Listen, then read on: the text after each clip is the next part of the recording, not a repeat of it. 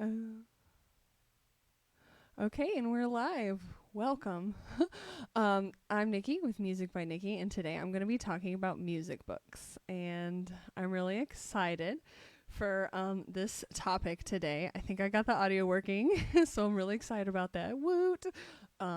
Give me a thumbs up if you can hear me. Okay, so I'm going to be talking about violin books. That's right. And what I use to teach and how I teach with these books. We're going to be talking about Suzuki books, but we're also going to be talking about some other books, which I'm really excited for. So this is a great video for you to catch a replay on and to share. So let me know what you think about this. So we're going to go through some of the Suzuki books that I have, and then we're going to go through the ones that I also like that I think you guys aren't using, which I think are very helpful. Maybe we'll find out. And then some beginner piano books that I use when I teach beginner piano as well. But besides that, I'm much more excited for the violin book. So let's just go ahead and get started. Okay, so we're going to start with Suzuki books. Okay, so those of you who don't know about the Suzuki method, it was invented by Shinichi Suzuki. Okay.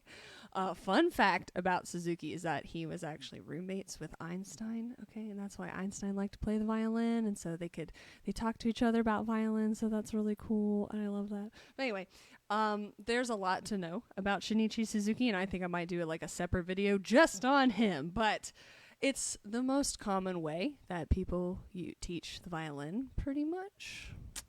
Yeah. People are like, oh, what about the Suzuki method? You can get Suzuki certified, which I plan to get my Suzuki certification soon. But for right now, we're just going to go through the books, okay? And I'm going to share a little bit about that. So this is the Suzuki Book 1, okay? This is for your beginners, okay? Suzuki Book 1 does not teach you how to read music. That's why I'm going to talk about these other books, okay? So it just kind of goes straight in, and then you kind of are thrown off a cliff, and you're thrown onto a train, and you're like, all right, you got to go and you got to read the music and you got to play it. But when it starts off with technique, which we go through in my classes, okay? And when you're Suzuki certified, you have more specific steps, okay? And you repeat those steps to the students, okay? I'm a little more go with the flow. So, and then it starts into Twinkle, Twinkle, Little Star, but it goes into the variations of Twinkle, Twinkle, Little Star, right? So, I may not talk all about that, because we can go through that in my lessons. But so I don't want to overanalyze the book too much. So then it goes straight into music. Okay, this is important. Okay, so this is the second song. Boom, lightly wrote. Look at that music. You know how to read that? Do you know how to read it? Can you read it? If not, you should book a lesson with me, and I'll teach you how to read it. Okay, so this is for violin, right? So all of a sudden you have all these symbols, like you have your treble clef, and you got your time signature, and you got your key signature, and the kids don't really know what that is yet. They don't know anything about that. So until I'm officially Suzuki certified, I think that, I don't know. I use these other books that I'm going to mention before I head straight into the Suzuki method. So I was also raised with the Suzuki method when I started when I was 10 by my teacher. And if she is watching, Ms. Terranova, yeah. Okay, so, but it was really interesting. So I also have Suzuki Book 2 here, right? Okay, and this is the one that I had in 2004. Okay, so I was studying, long ago. What was this other one? The Gavotte from Mignon, right? From Suzuki Book 2. That says November 2004, right? This is my book, okay? So you do learn at a young age, but I just want to make sure that my younger students thoroughly know what the notes are, and then I introduce more. And this method has been working for me really well, okay? So before we start the Suzuki books, I have my students in these books that I'm using right now. Okay. These are called the Violin Fun Book Series. Okay. I've been having a lot of success with these. So I speak their praises. Okay. So I start my beginner violinists, the little babies. I start them with this book, okay? Look, and they turn into this happy student on the back. And I tell you, my students look just like this. Okay. My students look exactly like that. Okay. Happy. So happy. All right. So this is what I really like about this. Okay. Yes, there are coloring pages. Okay. So like half of the book is just coloring pages in the back of other instruments that aren't even violin. Anyway, so there, yeah, but I really like the format of it because you're automatically playing. So I start my students who've never played before with like pizzicato, but then I also introduce the bow pretty quickly. It's just like a hybrid, of the way the technique and the use I do it, but I think it's pretty successful. So this is my favorite part of these books. Okay, so the lettering's really big. Okay, so you see like how big that is. That's very like important. Okay, that's very helpful for beginner students. Okay, so let's go back to the Suzuki book. Okay, where's one? Here's one. Here's Suzuki book 1. Okay, so you saw how big that music is. Okay, so like it's a lot smaller here, So I think for the younger kids, I think it's helpful because I can go up and I point, and you start with open strings, and then you build. So I use book 1, okay, and then this actually, for a dedicated student only takes like a couple months, 2 months maybe tops for this, okay. Really like that. Okay, the other reason I really like this book is because it teaches the songs that the kids want to learn right now, which is Mary Had a Little Lamb, Hot Cross Buns, Twinkle Twinkle Little Star. They don't care about Lightly Row. No.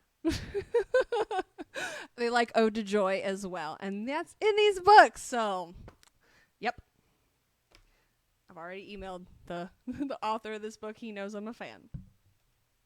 So that is okay, that's one, right? And also, so the blue book works on A and E string, okay? A and E string. Then you go to the brown book, right? The violin phone book. These are on Amazon for $10. I can give you the link. Just message me, okay? That's what I tell all my new parents of students. Okay, so the brown book is the D and the A string. So the blue is the A and the E. The brown is the D and the A string. Very helpful there. And then you have this yellow book. Okay, you got the yellow book. So the yellow book is, I like to think of like a 2.5, I don't have the piano accompaniment to this. My friend does. Then you have the green book. The green book. I just put myself in the face. Green book's a little more sophisticated, okay? I now am considering the student at like a good Suzuki 1 level with the green book. Okay, so you saw how I worked them up to that. The alternative to Suzuki that's very common is the essential elements, right? Okay, I also learned on essential elements. So I had private lessons with the Suzuki book 1, weekly private lessons, and then we had essential elements in a public school portable of like 7 kids. So if you were in that class, give this a thumbs up. Okay, so I also like essential elements. All right, so here I have some opinions about essential elements as well. I really like it, and it's more fun in a class. Okay, so I see a lot of like private teachers using them, which I use them too. But for it to be the only method book, it's not gonna be a fun ride. So I know this book very thoroughly and I pick and choose, but I like the end of it. And then you can go straight into Essential Elements book 2. And then you have the Technique book 3 for the 3-octave scales, which are really important. I use those for my students as well. And then, of course, Essential Elements Christmas edition, which I had when I was 11, and I still like perform those songs today. So very close to my heart. So I absolutely don't diss Essential Elements. I love them. Okay, so but they all work together. That's my main thing, is all of these method books work together. Okay, so you have Suzuki book 1. It's essential that you have the recordings with the books. Okay, I also use the educational YouTube videos with a particular YouTuber, and he has recorded all of them. And then there's another one for viola, and all of the rules apply for viola as well, right? All these books, you just get it for viola. Same thing, which is nice. So I use YouTube videos to help with my students. He has like a metronome, and he has super slow version, slow, fast with piano at, and then at tempo. Okay.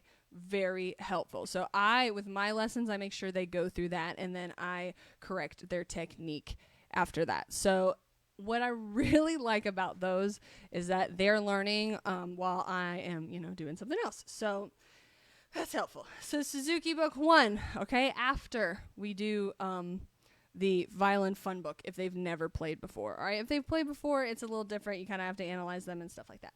So those are for like beginners, okay? So then you have like Suzuki Book 1. You have Suzuki Book 2. You have Suzuki Book 3. Okay. You have 4. I have 4 for violin. This is 4 for viola. 5. Okay, so my book 4 does have a CD right here. Okay.